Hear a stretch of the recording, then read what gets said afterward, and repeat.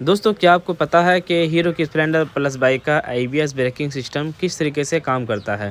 तो चलिए आज की इस वीडियो में मैं आप लोगों को बताने वाला हूं, क्योंकि मैंने जो है पूरा कंप्लीट इसका जो किट होता है वो हमने खोल के रखा है और इसको खोलना कैसे है वो भी आपको बताएंगे। तो चलिए आज की इस वीडियो में हम जानते हैं गाइस कि किस तरीके से ये पूरा ABS ब्रेकिंग सिस्टम काम करता है, जिससे कि हम बोलते हैं इंटीग्रेटेड ब्रेकिंग सिस्टम। माफ़ करना गाइस कि मेरा माइक जो है सपोर्ट नहीं किया। वायरलेस माइक यूज़ करते हैं, कभी-कभी जो है मोबाइल के पिन जो है यानी कि वो हिल जाता है और पता नहीं चलता। तो चलिए मैं अलग से वॉइस कवर कर रहा हूँ इस वीडियो में, तो आप लोग वीडियो देखते रहें। ऐसा नहीं सोचना है कि भाई वीडियो कहाँ है और हमारा वॉइस कहाँ है, ये बिल्कुल नहीं सोचना है। तो यहाँ पे ख़ास-ख़ास चीज़ें आप लोग बताने वाले हैं कि इसमें और भी हमें क्या काम करना है। इसका जो झूला वाला बोल्ट होता है, इसका जो एक्सल होता है, पीछे का सस्पेंशन वाला 19 नंबर का जो नट लगा हुआ होता है वो एक्सल। हम लोग कभी भी एक्सल खोल के ग्रीसिंग नहीं करते हैं, जो कि इस वीडियो में आप लोग दिखाएंगे कि झूला का जो एक्सल है वो ग्रीसिंग कैसे करना है। ये बहुत ही इंपॉर्टेंट चीज़ है गाइस, क्योंकि हम इसके ऊपर ज़्यादातर ध्यान नहीं देते हैं और हमें ध्यान देना भी चाहिए, क्योंकि अगर ये हम ग्रीसिंग नहीं करेंगे तो एक दिन जो है एक्सल घिस जाएगा, कट जाएगा और पीछे की चक्का जो है बबलिंग करने लगेगी। इसके साथ ही जैसे मैंने आपको कहा कि ABS ब्रेकिंग सिस्टम जो होता है ये हम जानेंगे किस तरीके से काम करता है। तो इसे जानने के साथ-साथ हमें जो ख़ास चीज़ें करना है गाइस, और इसे जो हम खोलेंगे, ये खोलना इतना आसान नहीं है। इसे खोलने से पहले इस पिन को खोलने के लिए ह यानी कि हमें स्टैंड खोलना पड़ेगा, है ना? ये जो हम खोलेंगे गाइस, ये पिन जो होता है ये स्टैंड के साथ लगा हुआ होता है और स्टैंड और पिन दोनों एक साथ खुलेगी।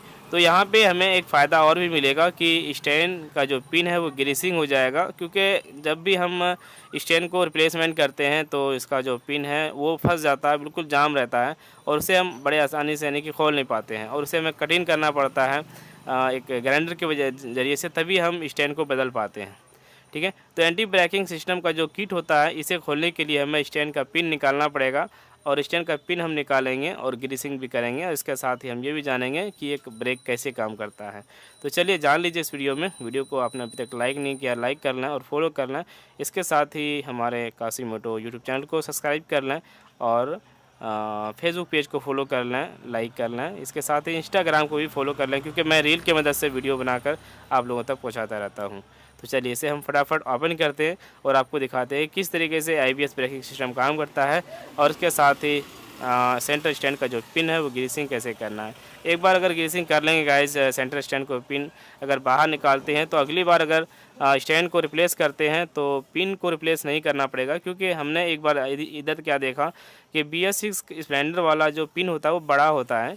आपको जब भी मेन स्टैंड रिप्लेस करना हो तो आपको क्या करना है कि स्प्लेंडर BS6 कह के आपको लेना है, ठीक है? क्योंकि स्प्लेंडर BS6 का जो ये पिन होता है BS6 या फिर BS4 कह के लेना है, ठीक है? जिसमें भी IBS का सिस्टम होता है तो उसका जो पिन होता है स्टैंड वाला वो बड़ा होता है। इसमें BS3 का आप नहीं लगा पाएँगे, BS4 कह के आप लगा सकते हैं, ठीक है? तो चलिए आगे इस वीडियो में बने रहिए। तो यहाँ पे हमने झूला का एक्सल खोल लिया और इसमें हम क्या करेंगे, इसमें ग्रीस डालेंगे। तो गाइस देख सकते हैं कि ये झूला जो है पूरा सूखा पड़ा हुआ है, यहाँ पे दाग भी आ गया है। हालांकि अभी ये न्यू बाइक है तो ज़्यादा अभी परेशानी नहीं हुआ है, लेकिन आगे चल के अगर आप काफ़ी सालों तक 5 साल 7 साल तक अगर इसे नहीं खुलवाते हैं तो ये क्या होता है, एक्सल कटता है धीरे धीरे, है ना? तो इसमें हम क्या करेंगे, ग्रीस डालेंगे। और गाइस ज़रूरी नहीं है कि यहाँ पर अगर हम ग्रीस नहीं डालते हैं तो दोस्तों अक्सर हम लोग इस चीज़ पर ध्यान नहीं देते हैं, यानी कि झूला का जो एक्सल होता है कभी भी हम लोग ग्रीसिंग नहीं करते हैं, हालांकि हमें करना चाहिए, ठीक है? तो करने से फ़ायदा ये होता है कि आगे चल के एक्सल जल्दी से नहीं घिसता है और एक्सल के साथ साथ जो है चेसिस का भी जो है घाट ख़राब नहीं होता है, ठीक है?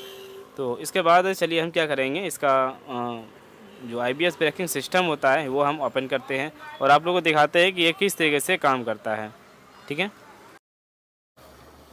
ये किट निकालने के लिए हमें सेंटर स्टैंड का पिन बाहर निकालना होगा, तभी हम किट को बाहर निकाल सकते हैं और हम देख पाएंगे किस तरीके से ये काम करता है।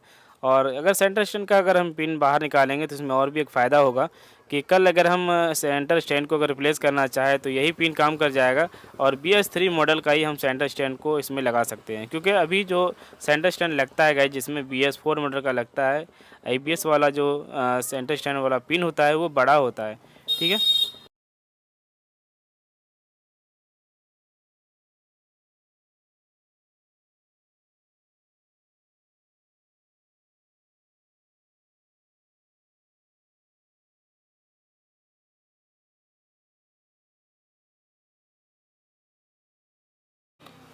तो हमने सेंटर स्टैंड को बाहर निकाल दिया।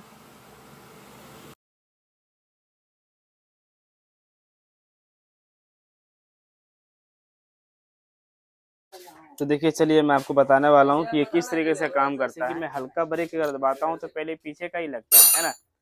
अगर मैं हल्का ब्रेक दबाऊंगा तो पहले पीछे का ही ब्रेक लगेगा, और जब फिर मैं जोर से दबाऊंगा तो आगे का ब्रेक लगता है। आगे का ब्रेक इसलिए लगता है गाइज कि हल्का ब्रेक दबाने के बाद जो ये वाला ब्रेक है और ब्रेक शू जो है वो ड्राम से पूरा फैल गया। अब उससे ज़्यादा अगर हम दबाएंगे ब्रेक को, वो ड्राम के अंदर जो ब्रेक से चिपका हुआ है वो उससे आगे नहीं बढ़ सकता है। इसलिए उसके बाद जो हम ब्रेक दबाते हैं गाइस, क्या होता है, उसके बाद जो हम ब्रेक दबा रहे हैं तो उसके बाद गाइस ये क्या करता है, पूरा यहाँ पे जो ये लगा हुआ होता है, ये देखिए यहाँ पे तार लगा हुआ होता है ना। अभी जो मैंने तार खुला था, यहीं से तार खुला था, पीछे का ये वायर लगा हुआ होता है, ये देखिए।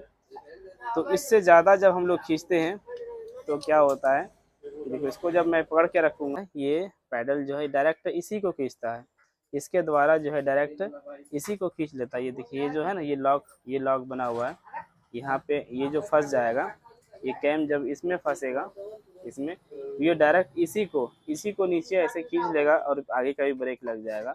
तो यही होता है कि पीछे का ब्रेक जब हम दबाते हैं तो आगे का भी ब्रेक लग जाता है, ज़्यादा जोर से खींचते हैं तो। ये बहुत ही सिंपल है, आसान है। हमने ये जानकारी देना चाहा कि पीछे का ब्रेक जो है IBS किस तरीके से काम करता है। बाकी मेरा मेन मकसद था कि सेंटर स्टैंड के पिन को खोलकर फ्री करना, ताकि मैं कल अगर इसका स्टैंड चेंज करूँगा तो ये खोलने में दिक्कत ना हो। हमारा खास मकसद गाइस यही था। तो फाइनली दोस्तों, हमने पूरा किट जो है असेंबल कर दिया, उसमें फिटिंग कर दिया, स्टैंड लगा दिया, और IBS का जो किट होता है वो भी हमने उसके साथ लगा दिया। अब देखिए, हम जो ब्रेक दबा रहे हैं, ये इस तरीके से जो हम ब्रेक दबाते हैं तो पहले पीछे का ब्रेक लगता है। ये काम कैसे कर रहा है आपको लास्ट में बता दे रहे हैं। जब पीछे का ब्रेक पैडल दबाते हैं तो सिर्फ पीछे का ही लगता है। जब उसके बाद हम देखिए, अभी हमने पीछे का ब्रेक दबाया और फिर ज़ोर से हम ब्रेक दबाएंगे। यहाँ से जब हम आगे ब्रेक दबाते हैं तो फिर हमारा आगे का ब्रेक लगता है। देखिए, पहले तो हमने थोड़ा सा ब्रेक दबाया तो ये पीछे का लगा, उसके बाद फिर उस जगह से फिर हम जो दबाते हैं ब्रेक तो वो आगे का ब्रेक लगता है। तो इससे क्या होता है कि जब हम पीछे का ब्रेक लगाते हैं तो वो आगे का ब्रेक भी लग जाता है। तो इससे कहीं ना कहीं एक्सीडेंट होने का जो चांस है बिल्कुल 0% हो जाता है। तो ये गवर्नमेंट का किया हुआ ये लागू है। गवर्नमेंट ने ही ये लागू किया था कि ऐसे डिस्क ब्रेक में भी दिया जाए, जैसे कि IBS ब्रेकिंग सिस्टम हो या फिर इंटीग्रेटेड ब्रेकिंग सिस्टम हो, कॉम्बी ब्रेकिंग सिस्टम हो। ऐसे कई तरह के ब्रेकिंग सिस्टम दिया गया है जो कि पीछे की ब्रेक दबाने से आगे लग जाता है। ठीक है, तो आई होप मैंने बहुत ही ईजी तरीके से, बहुत ही कम टाइम में आप लोगों को बता दिया कि किस तरीके से ये काम करता है। और सर्विस में भी आप लोग ये ध्यान दें गाइस, कम से कम सस्पेंशन का जो एक्सल होता है उसे भी खोलकर हल्का ग्रीस डालें, और हर सर्विस में वो करना ज़रूरी नहीं है। ठीक है, तो ये बिल्कुल ज़रूरी नहीं है, ये कभी भी मतलब एक बार कर सकते हैं।